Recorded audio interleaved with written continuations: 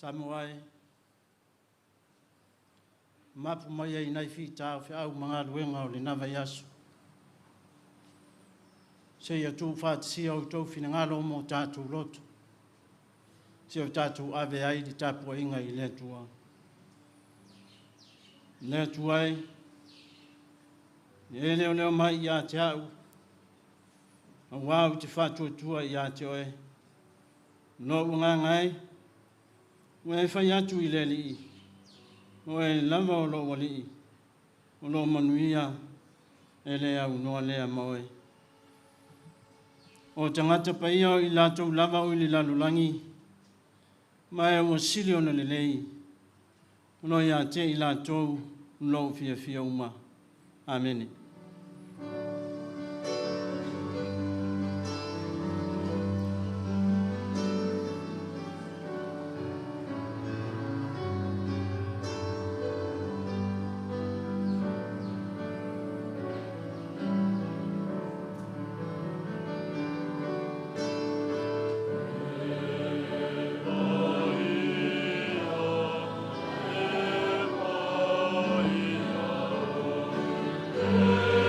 Oh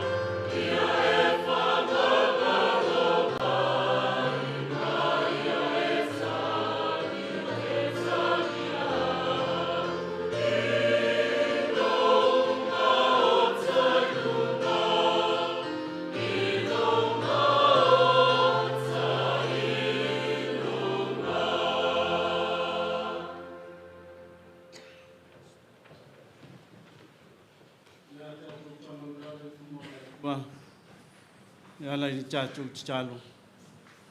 Se u tātou te talo. Wa moni lama levi inga no mātou pese ai. O le tupu lau o fionga. O wao le atua e pule a wao i le langi ma le lalolangi. O le atua o le na whaia le a wao mea uma. O lunga atua fo i malalo nei. Na e whaia le tangata e whai matausi mea o le paleali o au whiau ma unga luenga. O lau lama fina ngalo e soifua maola le tangata. Na ia i loa pea o oe o le atua o le na whaia le au mea O le alofa fua, ma le whai muti vale lau lava fio. Te le ngese lauto sa o lo wanga le lei. Wa mawalunga le ai le soifua o lo watunu mai mato uma. E whai lo ai le siri ese.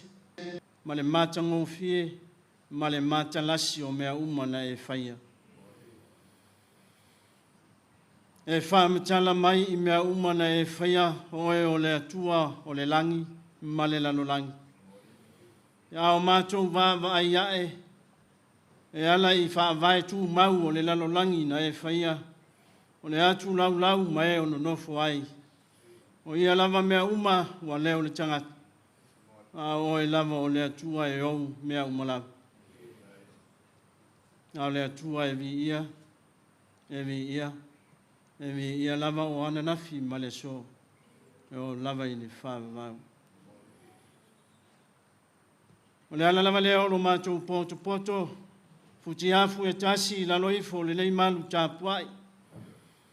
O le tāpua inga longa tunu e mātou te momoli whaatasi atu mō mātou loto le nganga whaafitai.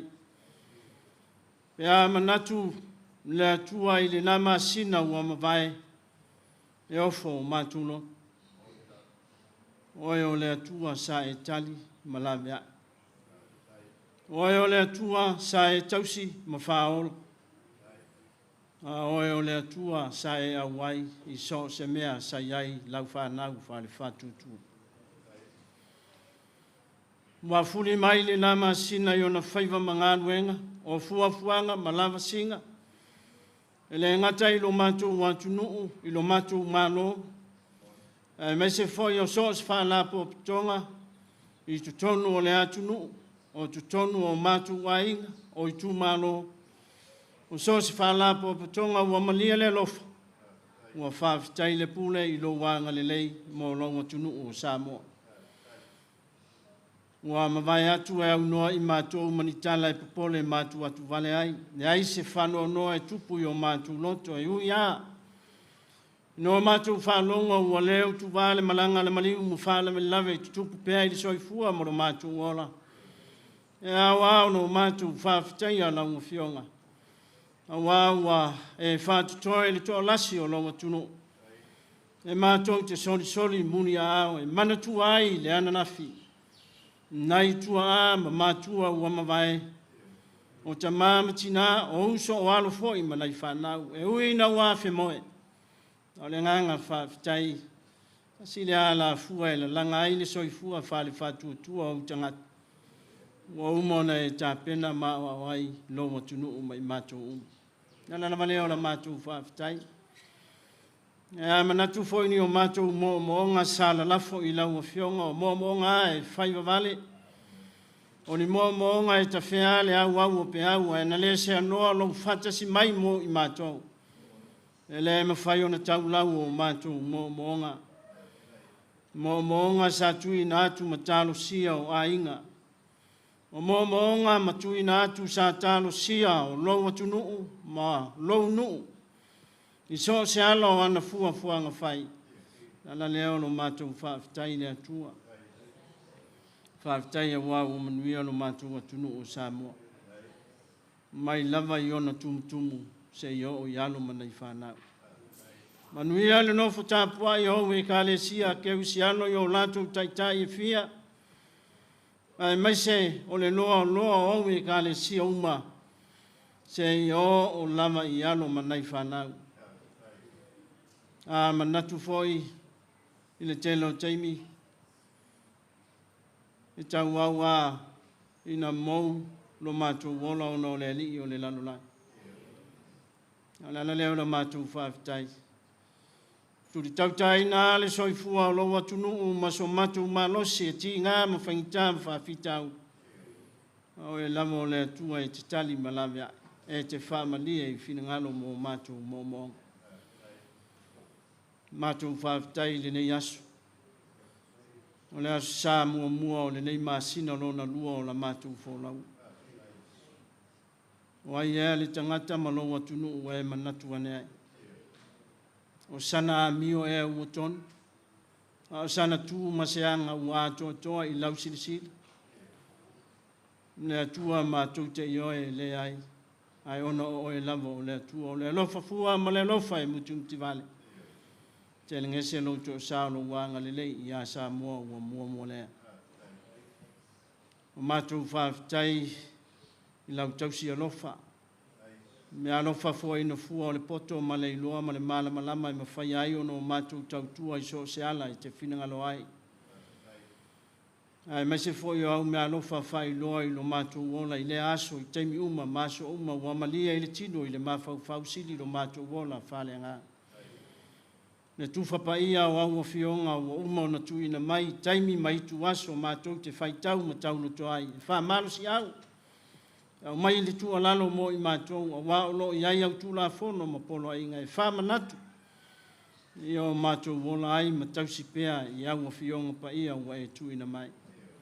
Lea nganga pa ia o lau fionga i whaatonu wholau. Nā te au mai ale malo sililo mo i mātou uma i so se mea mātou te manao mia. E vai a le tangata. E mātou te tali tonu le ngaluenga lilo o lou nganga fisosoani. A wā o lou nganga pa ia o sili leo na whai ma fisosoani. Mo lo mātou watunu o mau tangata uma maleu kewisiana. O e whātua ma tali tonu i a te oelo mātou mtai. Sili la mātou whaafitai. Taulanga mai a uomona ta penda Yesu ilona soifua a toa. O le na ia saunia le taulanga tongi ola. E tongi ola ina ai sa mua uasase maanga sala ma se ese. Ina ua whaia le loto le tangata ua mātou le whaalongo pese aso feta lai mai. Nala leo na mātou whaafitai sili o mātou longon. Ni tau langa uomo na saunia Yesu ke viso lo mātou li o le ala imano. Mai atu mauai lo vi inga o le whaafitai. Ia le au noa le ia te oe whaatasi ma lo ma malu. Tu mauatu ia te oe whaavavau. Unu nou lo watu nuu.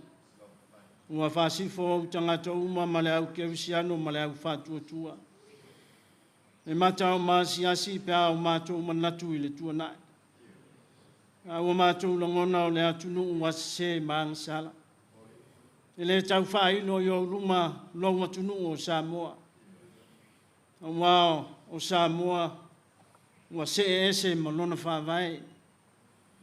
Mo mana e whaamanatu lautu umāvaenga i le soifua ma le ola o lo atunu. A whai ua le manatua lau a fionga. Se ale mea le manatu I fuai I lona whasino manga. Se ia whesiri atu I maunga. Se ia whesiri atu I maunga iti. Se ia whesiri ane I whaamai tu mau o le langi ma le nanolangi. O le masina ma le la ato ai mafitu. Wa mori mangola ia o lau a fionga I le soifua moro mato. Wala peita. Whai ale noto o le tangata. Wale mato le manatua lau fio. Mo o lava ia mea o le wha. Fuanga maro mato wha sino mata. A le wha olo ma au o lo matunu e mato te le tau wha malie. A wai malie lava lo fina ngalo I so se ala. A ono le tangata e whaia pele loto. Le ala leo lo mato punu no ma wha sifo I le nei. Taya.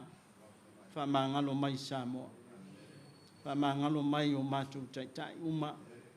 Taitai o uma o na filifili e le atunu. O le filifili ngā lau o fionga o whai. A ua se o taitai. O le loa o loa atunu I o na vaenga uma. O lama i le au whai ngā luenga, tausi le whi au ma le tana le lei. Te ia o lama i alo mana i a mātou whanau. Nau lea la mātou te talo. Mua o lama fo i se tū o se anga o sa mātou wā mia o mawhau whonga li nilo i whina ngalo mo mātou loto uma. Mātou te ioi matari tonu. E le ai a se vaipa noa o sa moa i te le si le fia. Au lea la mātou o lenga ma le wha mau o lalo. A vea ia le maliu. A vea ia le toto Yesu ke viso lo mātou li mo lo mātou whaola. E mangalo ai a mātou wang sala o mātou whai. Au a mātou wala au. Se ia lofa mafisua soa ni mai. Ole ngā Samoa, ole wala au i a te oe ma le loto wha mau o lalo. O mātou te talo se ia e whamanuia lo mātou watunu. Whamanuia le au lo mātou malo, malana masiofu. E whamanuia i taitai uma lo mātou watunu, na e whiritofi mo i lato. E maiseo vaenga uma lama o lo mātou watunu. Le nofo a Ekalesia Kevisiano so fatas. Ekalesia Kevisiano e o latou taritolu mai loa laua fio. O mātou te talo, te ia lofa mai e whamanuia mai. Manuia o mātou taitai. Taitai o le malo, taitai o atunu, maiso taitai o ainga, taitai o sos whala popitonga. Ia ilo o lofa, malo wanga le lei mai e whamanuia mai. O mātou te talo.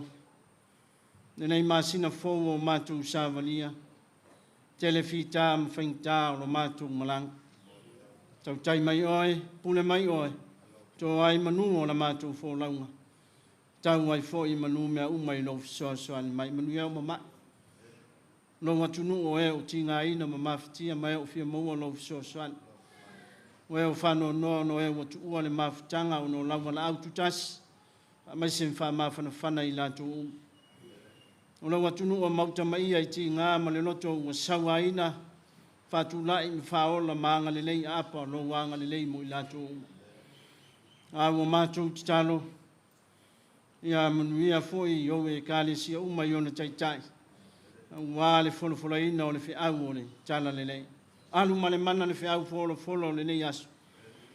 I so se nuu ma so se awhio anga o e o whawhonga ma whanolong. Me se o lo atu nuu. Ina ia ina o lātou loto mo o e ke viso i lea unoa. Awa mātou te talo. Mā no o atu nuu ma o e o alo lofa i lo mātou atu nuu. Ia ilo wanga le lei whamanuia i lātou. Awa mātou wala au le atua.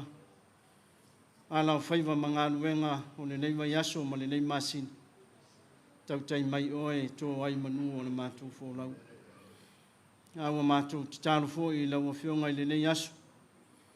O le aso mātou te whamanatu ai loa lofa tū noa. Te ia e whātonu mai ai ma o ao pia i mātou na ia o mātou tū mau le tali tonu ma le whātua tua. Le manu mālo na e tapena ina ai le tangata. Mafuni ai le tangata e whai ma tangata fōu. E ala i le tino ma le toto. Au lo lofa tū noa lea ua siri lea mo i mātou uma. Ia mātou te talo. Au mātou whaitau i au whionga. A mea ai nisi o le whanau e whai masui o lo atunuu. E lātou te whaitau ina au whionga wha malamalama i whina mo mātou no. Au mātou sa uni fo i matapena i se whiau whale ngā. Nā tia le vai ma le whatau wa o le au. Whai loa lau mamalu ma lau matau tia ma le siri ese o le mana o lau nganga i te whisoa soani mai. Wā se whiau mo lau atunuu mai mātou. Nei ia whai lea mavi inga o lau suafu. Ai leo i mātou. Lua ia la mātou whiau ma le ngā luenga i se whiau whale nganga. E ala fo i le moni maua le au whaipesi. I ai lau suafu. O le talo le ala ia to ia sufa ono o mātou vole mti talo atuai. No mātou te mai o lilangi, ia whaia lau suafu. Yo mai lau malo, ia whaia lau whingalo i le lano langi e peo na whaia i le langi. E fua i mai a te mātou, ia aso nei a mātou me ai e tau mole aso. E whamangalo i a te mātou, ia mātou o masala.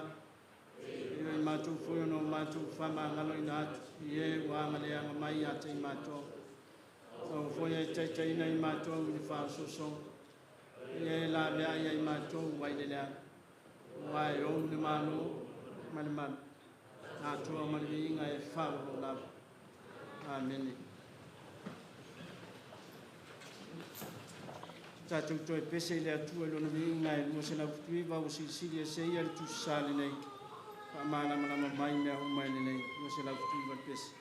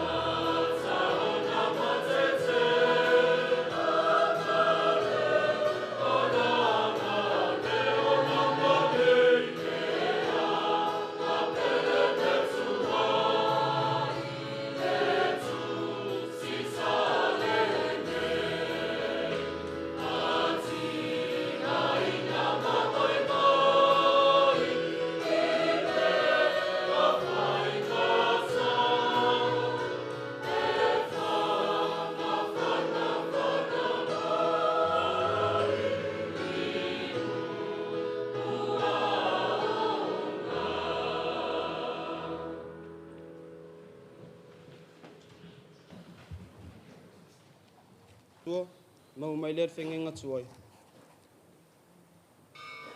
Tusia Mika, Mika lana taupo e ono, whai pumu mo se whangata wadu. Mika, Mika lana taupo e ono, whai pumu mo se whangata wadu.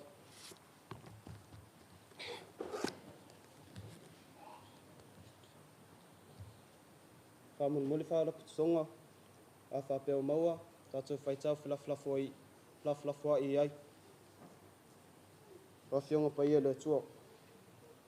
I nā whālonga mai ia I le mea o lo whitalai mai ai o wa. Tū ia I lunga. I nā whinau atu ia I luma o maunga. I e whālonga fo I maunga I ti lau leo.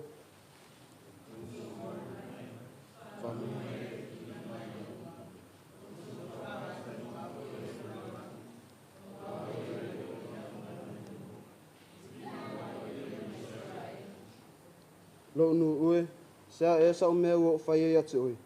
Ua whati ngai atu oi ni au. I nā momori ia o a.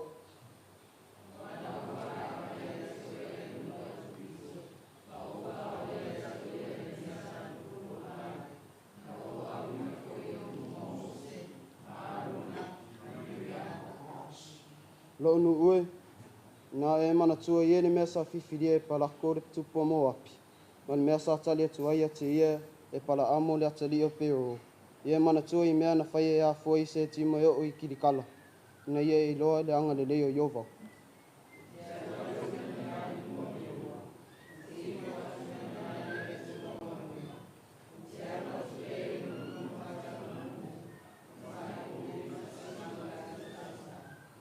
E fia e Iova I awhia maa moe poa.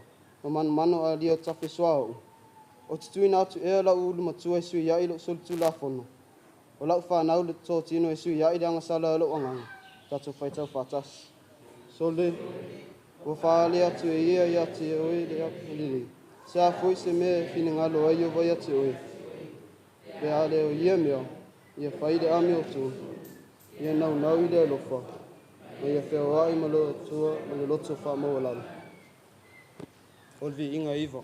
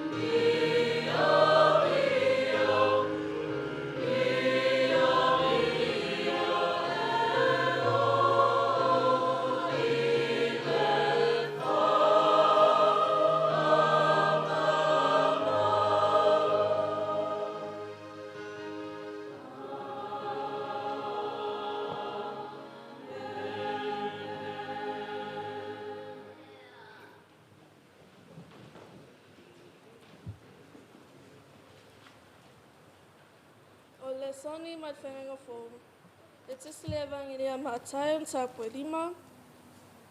Whai po luas fumatasi se e whangata luas fumaleona. Mātai ona ma tāpua 5. Tātou whai tāu le whai po luas fumatasi se e whangata luas fumaleona. Pa momole wharapututonga tātou whai tāu e pei ona māsani iai. Le tatutis whai tāu me Mātai o 5 tāpua luas fumatasi. Mataupu 5, whai po luas matasi se e whangata luas fumaleona.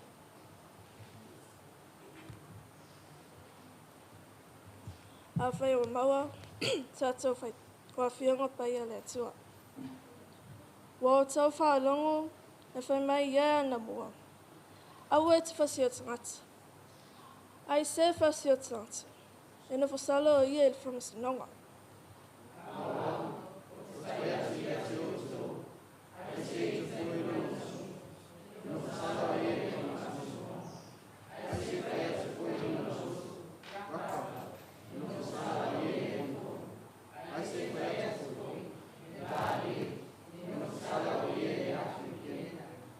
Pea whai e te watalot taulanga I le whata whai taulanga. One mana tuai lea o ilo uso se mea ti ngā o ia I ate oi.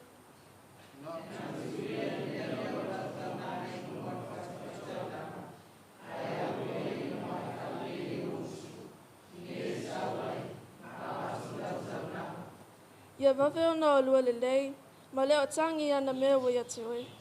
Manu o le ala o lua mai ia. Nenei tui natu oi le whamasino, e leo watangi ana mea. E tui natu foi oi le whamasino leo auna. Ona tui natu leo oi le whaipuipui, tātou whaitau whatasi whamalmole. E moni, o te whai ate oi. E te le tau le whafo ai lava. Se ia wat, tupe o malava. Te tala lava le anganga pai a le ali. Whamanu e, whamamlama atili o nā whianga pai a. Mai le whianga tuai a tō whai mai le whianga fō. Ai atu mau pēlo na lava pi inga nei se o le whawau lava. Amen. O le tate tonga le piro.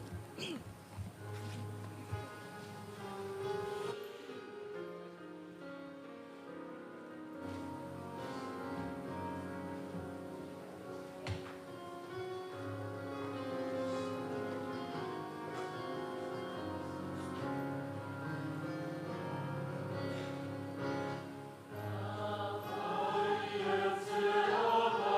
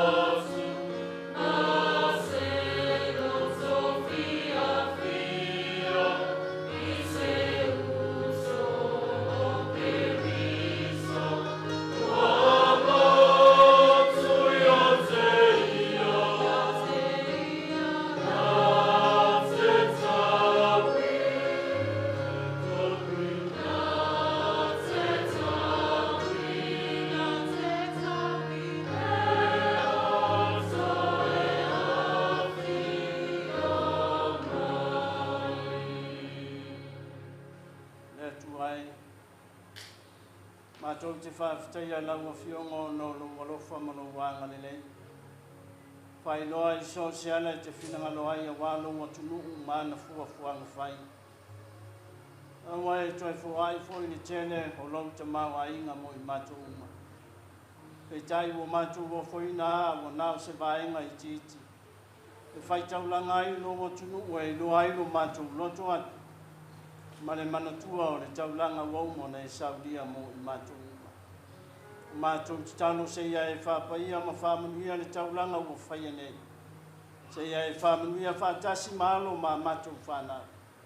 O no lau sua whakewiso o mātou te tano atu ai. Amen.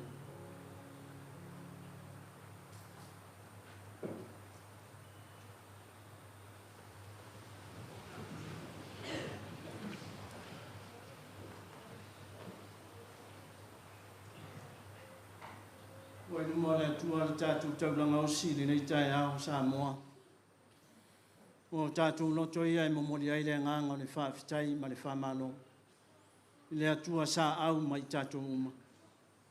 Mai se foi o tātou whātua se o ani o tātou se.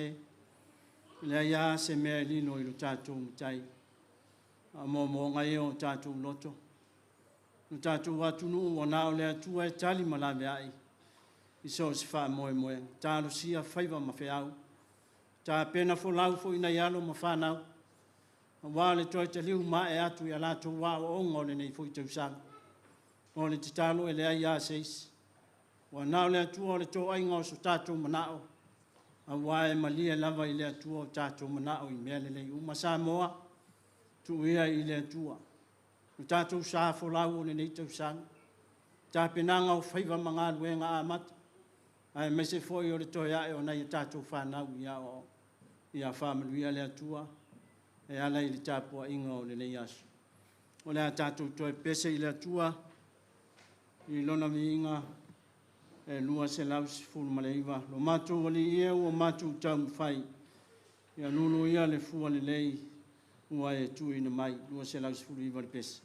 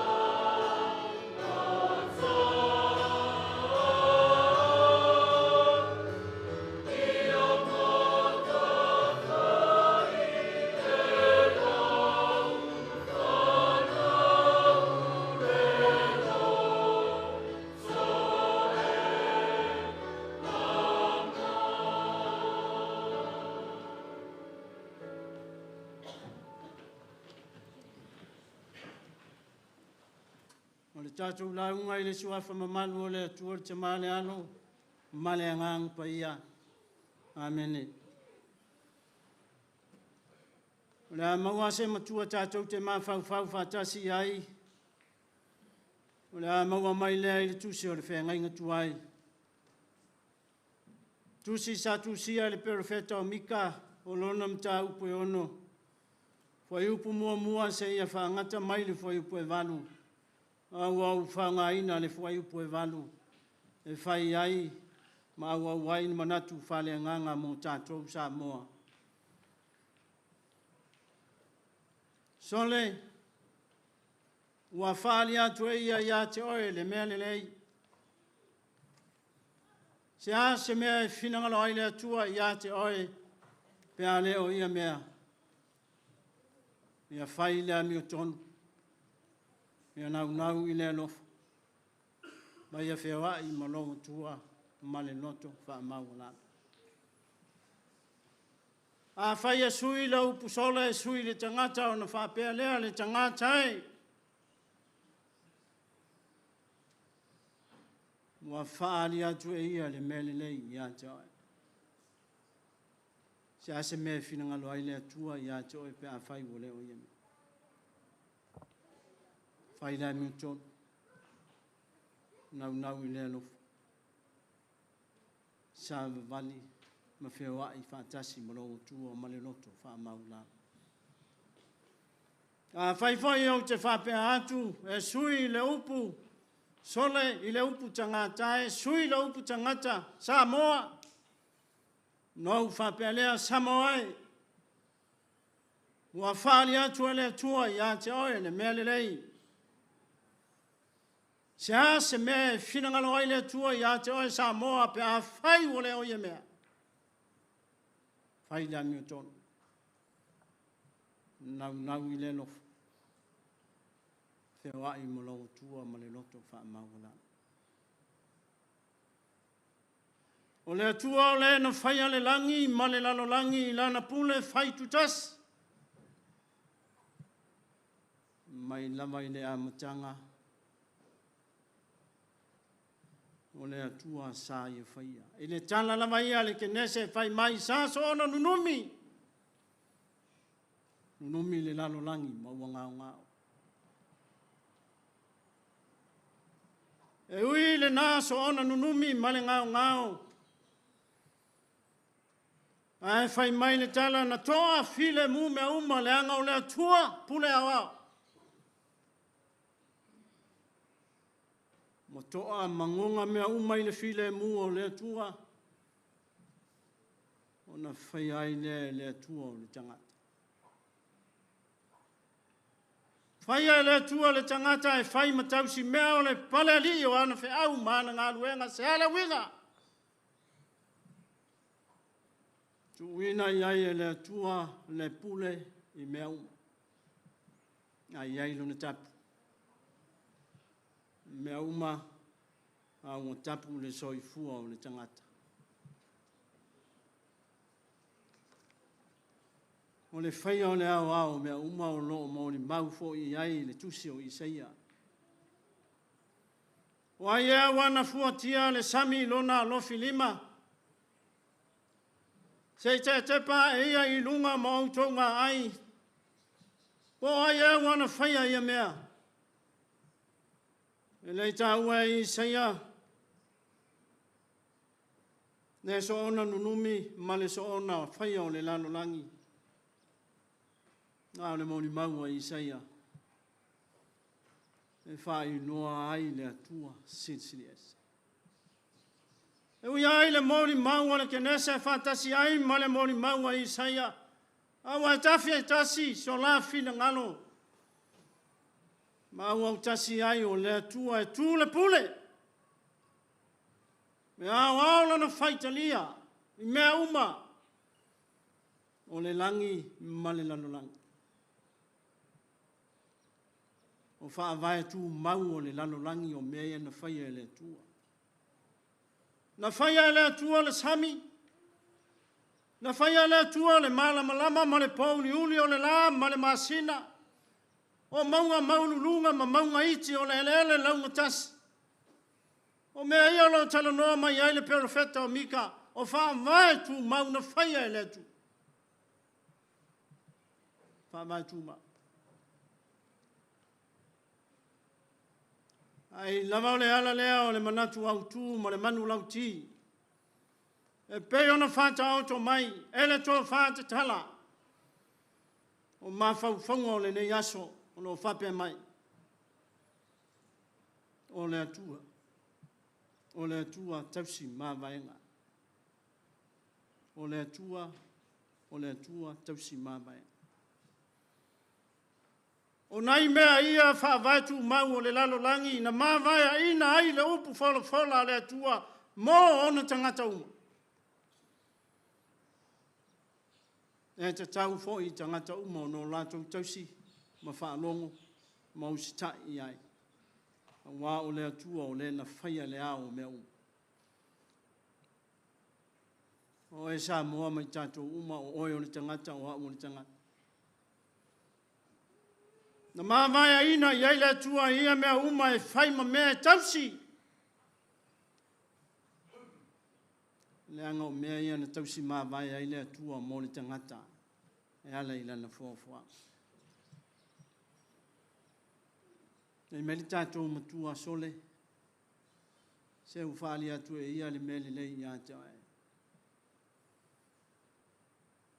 Se ala utangata i le tātou si o manga. Whaasino manga o le tangata soifua. Le mea le lei wa whaia e le tua i ai tātou Samoae. Mo iai se tae au o le pupulai, le oso le la, ma le malamalam. Awa iai se taimi o le alo whai le tua se ia tali le sua mo tātou tatau mawha ma ai. Awa iai se taimi tātou te wā ai iai i ona maunga ma au vai maunga. Ma ona lau whanua wa iai se suinga. Ao le ala leo le wha moe moe o le tusi o Mika. O whea e o iai le tangata soifua na whaia le atua. Tusi ngā Mika i le taimi leo, le taimi leo ua matua ma losi a le nofo i le anga sala.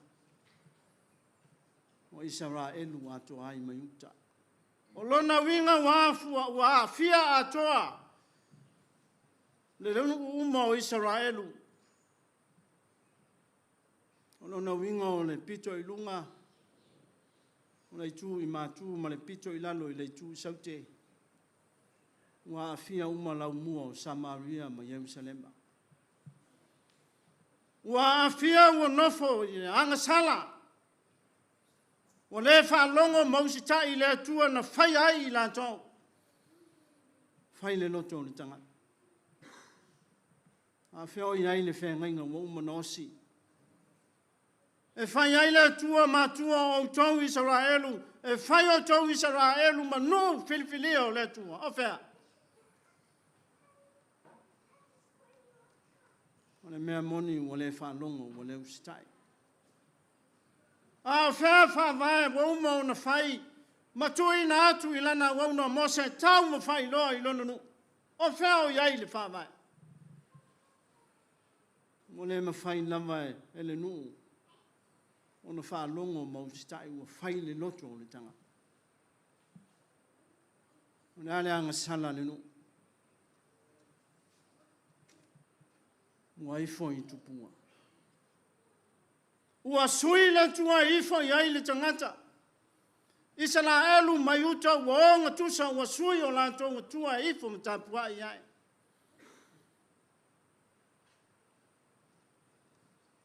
Ai mese foi ua o lato muli lunua, ua faita anga. Ua fai le amio le anga, ele fina ngalo ai le tua. Ai mese foi ia fai ua le manatu i le tua sei fesili ani. Le ala iona fai mai le moni maua Mika. O lo whapea mai sea ele mena ele fi naua tu ai lunga o maunga. Ai wha longa foi maunga iti lo leo. A fai wa ngalo le tua yola. Sa le mele va ma ya Israelu. Le nuna filifilia sila fia me umana i fai. A fai foi wale manatu ile tua. A sa ya manatu ane. Fa vai tu mau le lalo langi. E fa matala ile lofa malanga le leo le tu. Mole ai la. Iwi lama yang sala uma. A le ang sala e pito i sili ona te te male fia ia ile tua. O le anga sala o le sui o le tua i toe ifo iai le tangata soifu. Wa sui le wha moe Israelu o le toe ifo i le tua. Le ala leo le vao le funga waa ma fai mai le tua ia mika. Asa ia fai se morianga. Fai se morianga o lau nu. Ua maa losi lo nato soli tu la fono. Ua le wha maoni. Asila sila o e mika. Fai ai se ea se mea wau fai. Wau tu la fai ia te au tau mana tātou mafutan. E ai se ise au tau ma fai ona tali mai. Fai loa mai. E ui ai ne se ese. O Israelu mai le mea te tau ona ai whaatasi ai mai uta. A lea lo fai tau muni o lea tua mo lana tangata na i fai. Ai mai le tātou mutua. Sole. Se u whaali atu e ia le mele le i atoa. Sa se isi mea pe a whai wale o ia mea whina ngalo i le tua i atoa. Al fitalenga le tua mo lona nuu o Israelu whaatasi ai mai uta. Se ua ese se ua e to ilana. Ala se isi mea te tau o ne whai. Ola fina ngalo le tua. Se ia toi wha foi lana te ngata i le mea na whai ai. Ola ifo ma wha maulalo. E iloa le tua moni e to tasi o la tau lotu. Awa leo le mea fina ngalo ai le tua. Se ia toi wha foi mai Israelu mai uta. I le mea te tau o na ola ai. Ala leo le whai mai ai o upu. Wa whai ma tātou matua. Ia e foi mai e te lua. Nau i le lofa whaatasi mo longu tua. Fo i mai e te lua whio wai whaatasi mo longu tua. A whai tātou te oe whao ngāle upu whaasa moa nei iai. Ua umau na kanona ina nei o tātou tua ao le upu oro o mai e tuspa ia i roa minga uma. O le whio o wai. Whio o wai whaatasi mo longu tua. Ma le loto wha maulanga. O le whina ngalo leo le tua i lona nuu. Se ia e ho mai foi. Au te ho atu foi ia te oe. Ua le ai se ho atu o Israelu masauta. Fai alo lantou loto. E tā ua le whio o ai. E loa ai le mea te tau na fai. Au anu nofo a. Le nuu ia. Ua fai le mea o lantou loto ai. A whea upu o le whea ngainga. Le atua mo Israelu. Israelu mo lo nato utua. Ua ngalo lama ia i nato. E ui ia i na ngalo. Ai whai mai le atua e tu mau pēr lo o lofa i ato ai. Ai mai le mau ma le mori mau a mika. Ina ua whaalongo wa whaitalinga o le nua Israelu mai uta. Fai mai leo la lato moni mau. E pese a ea. Te asa mea te alu mau i le tua. O te alu atu mo wifo atu i a te ia mani a. O te alu atu ea ma le tele o sua u o te maua ma le te maua a inga. E o fai la ulu matua o te alu atu ea i a te ia malea. E tai o leo lea le fina ngalo le tua. Pau a le fina ngalo le tua. Se ia e tu la ia ma e sau. Le mana o mia ni na mea. O aia ave iai na mea. O le atua e ou mea uma o le whawhara. Awa leo le fina ngalo o le atua. Tau ona e fo i mai. Fo i mai malou loto o wha maulana. Fo i mai malou loto o salamo. Fo i le atua e au le wha masino tonu. O le mea mua lo fina ngalo ai le atua. ia fai le ami tonu. Ia fai le ami tonu. E leo se ami tonu a se tangata Israel. E leo se ami tonu a se tangata o Utah. E leo se ami tonu a se tangata Samoa po ai lava sa tunu. E le ai. O le ami tonu a le tu. O le ami tonu le na moni mau ia le tusi o Amosa. A tala ya Amosa le wingo le upu ami tonu fai mai e fa pe o le vai e tafe ifo. Le ami tonu o le tua e fe tafe hai fina ngalo maloto uma. E fai le nama moni mau i le ami tonu o le tua. Ave se yo tanto manatu sa mo mani o tanto ngona o oe o awe o le ami tonu le ai.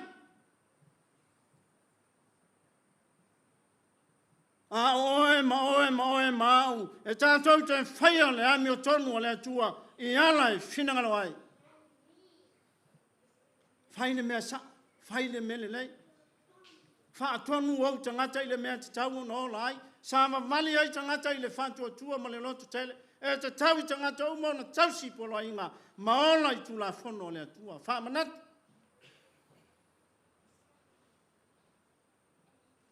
O lona nua. Nau i le lofa. Nau i le lofa. A le fa manatu lea le tu stala o mika. Sarai. Ala leo le vao le fungava. Le anga wea lofa o i ate oe.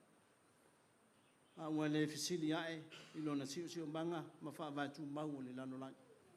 A fai ua ngalo ia mea, ua ngalo lava i ate oe una ea lofa atu i le atu. Ne tala no i ai, ne perfecta o Hosea. Hosea na fina ngalo le atua e alue nofo i le fafine tali tane. E umile tala e fai mai o lea tane, ma lea tane, e foi mai lava ya Hosea, e fai mana tane tuma. Tala winga. Ale tala wa fatusa ya ile lofa o le tua. Le nau o lofa o le tua. E wina se manga sala. O le mea wa ifo yai. O le mea wa alu yai le tangata wa se ese. A le tua e tu mau. E foi mai ya le tangata e tu mau le tu. Una lofa fa Hosea. E le ma vai lea mo ona tangata. Sa moi o tatu fai de na lofa. O le lofa ui ai na fai di tele o tala ma fa matalanga. Ana foi se mea o tina ai lo fina ngalo mo tatu lotu. Fesili ai le tu. A upenga i le tu. O iai le lofa sili ma le lofa i mutu mtima. Ma le isi mea. Feo ai ma le tua ma le loto fa maungalana. O le sili ma le fa moe ta ua lea o le tu sitala. O le fa moe foi lea o le tua. Se ia feo ai fa tasi maia. Ma le loto ua fa maungalano. Samo. O le ale me ta ua le tangata ua fa maungalano lo loto.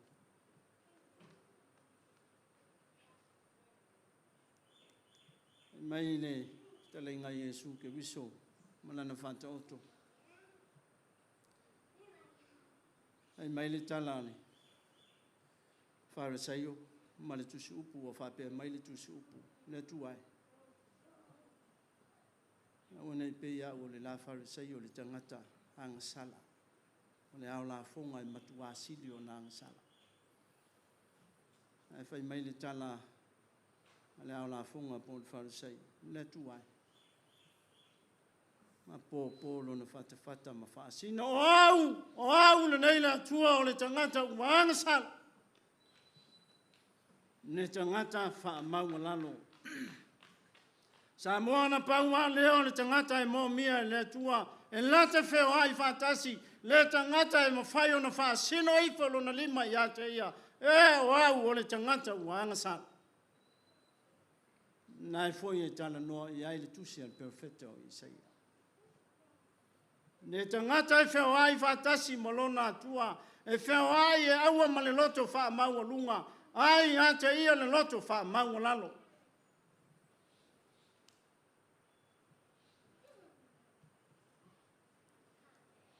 a whai tātou te o e tūturi loa le ami o tonu le whenga inga whau.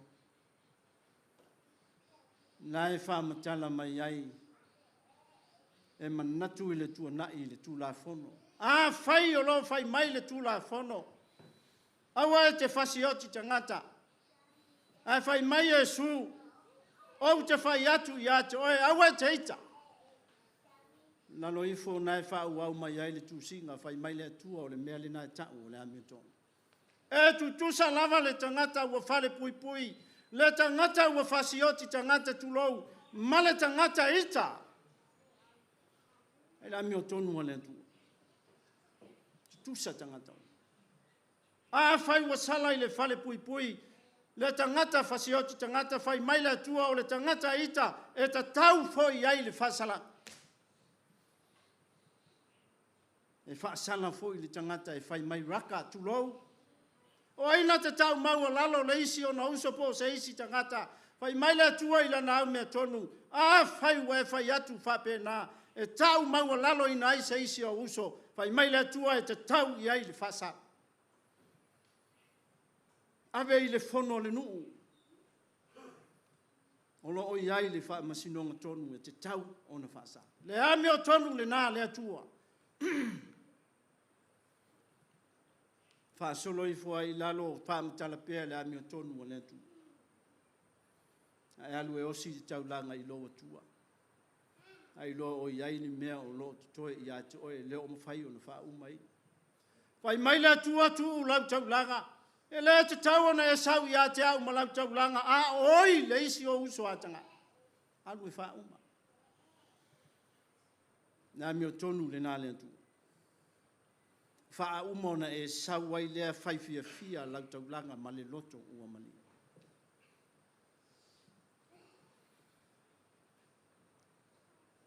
Ai mai se ai. O le mana onga tō pito o le atua. Ia whai lea mi o tonu i le loto ua wha maulana. O le nau foi lea o le atua mo lana tangata. Nau i lo nalofa. Se ia i loa le tangata o nā lofa i le atu. Se ia i loa le tangata o na whewai whaatasi mono nātu. Nā le au titele leo mawhauwhaunga o le whea ngainga whao. E tutu whaatasi ai ma le mōni maua mika i le nei tai au. Ia whai le ami o tonu ma le atu. Ia nau i le alofa. Ia whio ai whaatasi mono utua ma le loto wha maungula. Sa mo. O tātou na whaia e le atua i ailo na wha moe i ate oi. O le wha moe o le atua i ate oi sa moa. Se ia whai oe ma atu nuu. O atu nuu e whio tuma wai. E whia tu maule atua i ate oi mai tātou uma pe a whai. Pe a whai tātou te whai la nā ami o tonu. Whai le ami o tonu e leo se ami o tonu o le tangata, o le ami o tonu o le atu. A wai le tangata ua se, o wai le tangata ua whale tonu. E mai le atua se whai. Nā le mea te pole ai, o lau le nā whai unga whai, a le whina ngalo le nā le atua, e whai lo ai lo o lofa moni. Manatu lava o le tala le lei Samoa. Tasi le ala o le tutupo fi tā ma whaingita o tātou fi au. Le anga wa manatu whaapito, manatu whaitu au. Ua whai ane o ai e tau iai, o ai lea e so taga iai, ua tū le whina ngalo le atua, whai le loto le tangata. Ua utau loa Samoa le mea na tupu iai sa la e rumai. Ua leo le anga sala, sili ona le fifia i aile atua. Le anga sala o le whai o le loto o le tanga. Sa mo le wha manatu o le tala le whai le mea whina ngalo i le atua. O le whai o tātou loto. Te mea tātou te whai aile ami o tonu ma le wha msinonga tonu o le atua. Sa mo le mea moni wa e sa vali ala o le manuia o le atua. Ua o tātou sa vali whatasi ma le atua i ala o ana wha manuianga. Pai mai o tātou e alo lofa i le tua. Alo lofa. Nau i le lofa whale tua. O le ale lofa whale tua e tau anu tātou wolai. O le lofa nai i le tua a toa matangata. E le sili ane lea o ai lea a o ai lea. E le va ai maulalo o ai le tangata mativa o ai le tangata maualalo. A e tutusa tangata uma i lona lofa. E na le lofa o le tua mo o e sa moa me tātou. Me se ai e tau on tātou whio wai mo tātou tua. Ma le loto wha maulalo. O le mea lava lea sa moa. E sa le whainga tai ni tangata o na whape atu. Se o au o le tangata ang sana. Al fai ngofia o le fai mai. Le ia sa uang sana. Le se meo tu. Na wane ngalo ia te oe o lo sila fia i le tu meo. Ta ua lo tātou i oe whatasi sa moa. Mo tātou whewha i whatasi maloloto wha maua lalo. Mo tātou whapea ifo. O tātou lava o tangata ua se maanga sala. O le ale mea te tau on whai. La e whatali le langi. La e tapua i le atua i au whaiva ma tātou whiau. Se ale mea tātou te le toi. Foi ai maloloto o salamo. Foi maloloto o talitonu. Foi malolofa. Sa vali fatasi ma le atua. Maloloto o tumu le loto wha maungulanga. Ta moa. Talo lava i le atua i e fisoasoani. Fesili le atua a whai ngalo le atua. Se ale mea le te pa ina ai. Fa matu mau le lalo langi na ia faia. Fa matala mai ate o le anga o mea sa moli mau ai le langi. E ala i le fa masinonga tonu a le atua malonu nu o Israeli i saita. O le finangalo la vai o le atua. Ina ia maua i tātou uma le manuia. Maua o tātou whape atu, tātou lava o tangata. O tangata lava wana ngona le loto o sala moa. Tātou o tangata o wanga sala. Ana e a i le sātauro o tātou ali i whaola o Yesu ke visu. Se ia whaola le tangata. Le tangata o mawhai o na mōni mau o ia o le tangata o wanga sala. Se ia whai se la viai. Se ia whaola o e sa moa mai tātou uma. E ala ilo nā lofa tu noa na ia ta pena ai le whamanatunga o le whaole tanga. E mai Yesu ka visa ua whaile nei. Ua whaile nei mo oe. Ua whaile nei mo ai. Le mea sili ua ia whai mo oe sa mo ai. Se a se isi mea whinangalo ai lea tua pe a whai mo leo lea. Ia whaile ame o tonu o lea tua. Ia nau i lea lofa. Ma ia whewha i malongo tua ma le loto wha maunga. I le suafo Yesu. Amen. E tātou walo whamantua.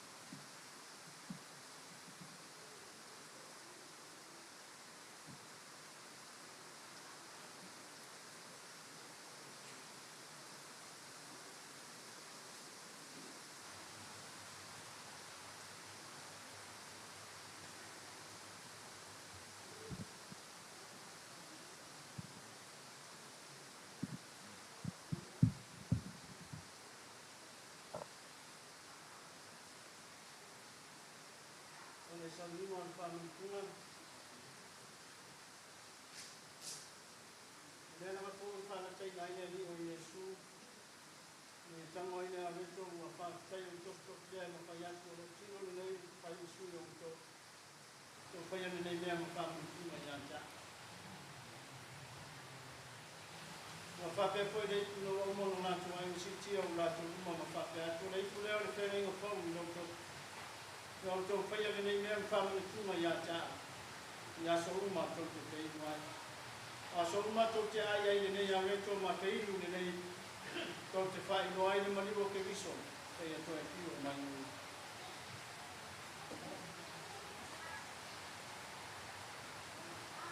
O to ma la ro mo to asal mo moni ya to sala ma ka no fani mo to ba ai. Ma mana to moni e to e fo tai le ona fo. Anana ya fiunga le tua sa vali ona la pa yo mala. Na so so mai au tau di fatu tua. Ia mawana nei whamantu o pai e whamawhanawhanai o tō. Mai e whani atu au tō o sana i nei tua. No tō tūri mare no tō whamawalano i o tō kūwai. Ma muli mai i o tō nei. Ia tua mangai. Tō mawa matu ri o Iesu Kirisu. E whai a mea o malawa. O e whai o te whamsinu te ato o malawa. Matu whari atu matu o masala ma matu o amio lea. O whaiso o yo ruma. O matu mafau pau ma matu. Matu o koi mga mea. Ka patu koi pēro ko ta mai mo ko sa ya te matu. Matu ko asa mo. Tinga lama matu loto no matu wa mi lea. Me pati ngala ya te matu pe amana tuna tia. Melo maya te mano pai. Amanga no maya matu ang sala maya so mubai. No wano Yesu ke biso matu ri. E foi mai no lo tuwa. E matu pai ona. Awang nang fafi atu ya joy. Yola fafo vina mata ile so. Ni ai lo swa paya. Yesu Kristo lo matu ri. Amene. Tu mana lo matu tuma ilang lo tele lava o for ina mai ai. Pa mangno ina sana tanga to mala. Ala tu asal mo mani watu ya joy me fatu tu mila. Ya no famaya te matu nei pa mangalo maya matu la ya I matu maya matu ang sana mo ya e fatu tu mau pa mango sila vai matu me le uma ya e fa sa ngone ni na vai matu yo la fa va no Yesu ke biso matu ni amen ne tala mai o Yesu yo jomo mai ya cha u tu mo ti mai na mama ti ne o foi mano no ai un jo wa fa pe la bona no fa yo le tu ile la la ya mai ai no na tali to tas ne le fa no se tas fa tu tu ya che mo ya le ola fa va won tala mai na apostolo paulo no moni le ta la va no ma tu tali na moni mai ke biso Yesu le la la na te fa mai na o ya sa tala mai na apostolo Ioane pe fa foi wa sa tas o ya te ta to fa tu ai mo te ma o Yesu ke biso le o le ami o tonu o le tonu yona foi o ia mo tatu wa sa se tatu tanu mo la tonu na talia le family tunga a to ai ma fa pa ia ino le family tunga se tatu tatu ni no fa ma tu te le o mai nei la na ai mas fa tu tu ai se ma tu wa mi tonu ano lo tele ma sa tu la sila o ma tu fa tu tu ia le ono la mai a te ma tu na ai mo me o pa o mai la va ai o la vale ni ma sani mo le fo mai le no o me le ni no fai e so so mai fa pe o ma tu ai tino Yesu ke biso lo wal pe ma fe mi lo tin e fa la no mia fa mai no ma tu ne tino ang sang o ma tu ngang fo i lo tino mo no tota e ma tu no fo ma ya te ya le no ma e fo i tonu o ma tu amen ya tu ma nai ma tu mau langi o lo fo ti vale lava o ma nei no ngan pele to tasu Yesu ke biso I mani ko ngai sa tau to ni o lo ina I ma tu nei o ya fo I no tasu na tu o ia mtau lang pai mtau lang am tu yo na to ma tu a ngala mo nga sala le lang mo lang o ya fo I mo fatu ina I nei fa mtunga ko lo ai mai na nei ngani ia ma tu fa ia pe am fa mtunga I lo mani wa ma se ia to e fio mai o ia te mano fai matu ayu ya tu ya to I mo le fa ma ngano la ia fa fo mai ya te ma to mai alu fa mai ni ma tu tali au me nei o ni a reto ma le mai tu sa ma Sauniga pa ia lo ngalo Yesu Kiristo ma tu fa o e fa mana tu mai ya te ma to lo ni po po nga e to si ai ma to I lo tino mo lo to tu ta amen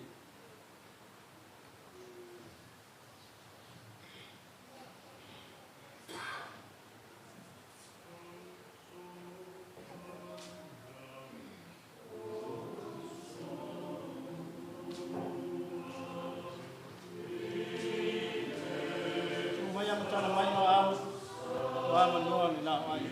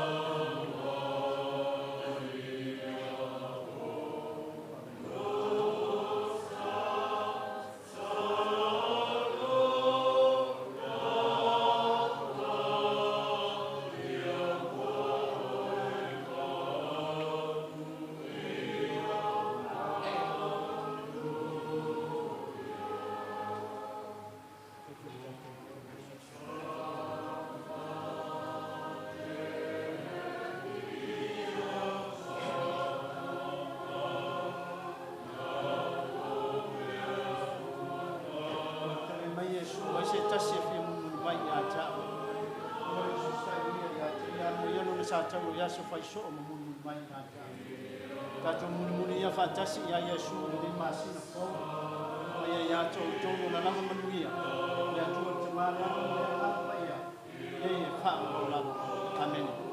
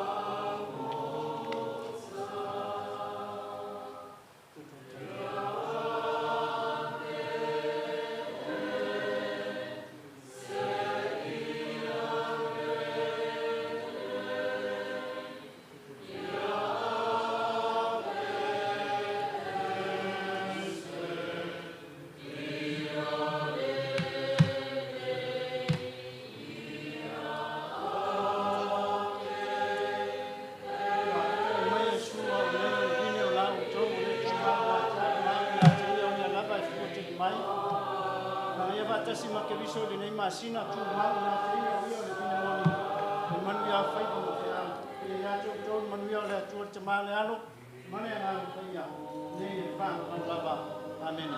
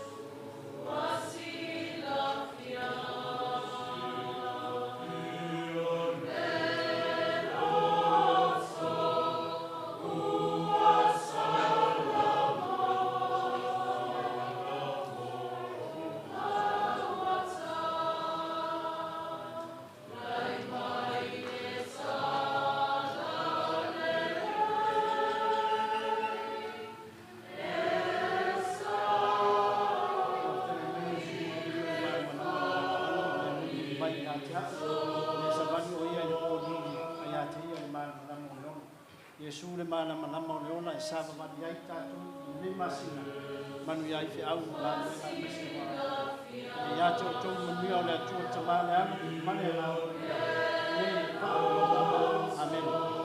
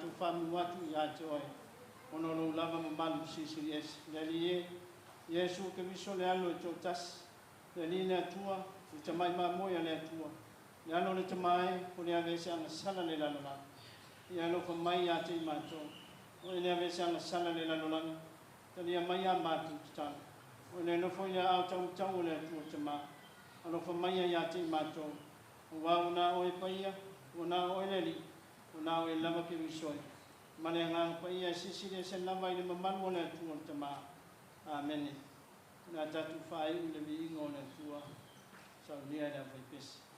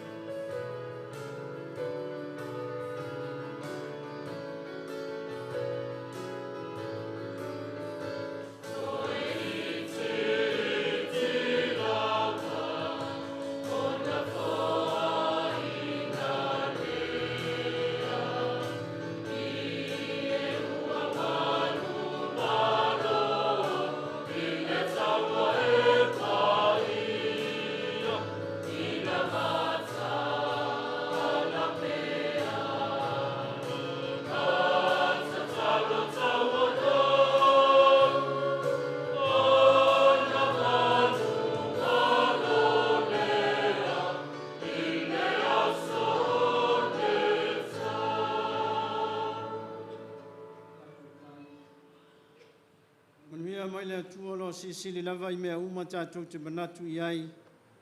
Leo leo ina I o tau loto atua mo tau mawhauwhau. Nei no le leima le alofa I le atua malona ano Yesu ke viso lo tātou ni. I a tau tau fwoi manuia le atua te mama le ano male angang paia. mai atu mau ai pea ia te o tau o le au no lava. Amen.